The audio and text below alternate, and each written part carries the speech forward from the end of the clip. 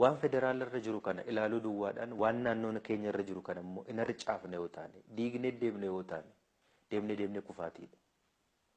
Nama tokko mitiiti namni 20-30 iddoo murteessaa ta'an federaala kana irratti barcuma yoo qaban gaaffiin uummata Oromoo gaaffiin saba Oromoo deebi'e jechuu miti.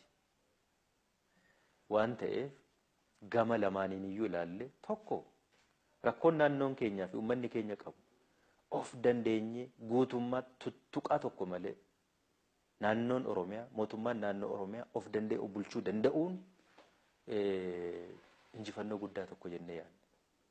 Tuttuqaa tokko malee harka galfannaa nama kamiiyyuun alatti dhiibbaa qaama kamiiniyyuu alatti of danda'anii karaa ofii fi karaa ofiitiin karaa nuu maluutiin deemuu danda'uun carraa kana argachuun bilisummaa guutuu kana argachuun danda'uun akka mootummaa naannoo Oromiyaatti ariitiidhaan gaaffii uummata keenyaa yeroo gabaabaa keessatti deebisuudhaaf carraa nuu laata jennee amanna.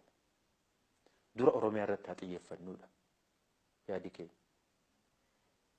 Maddi aangoo keenya Oromiyaadhaa fi saba Oromoodha. Fuula durattis hojiin nuyi federaala dhaqnee hojjennu nama dhuunfaadhaan wanti hojjetamu hin jiru.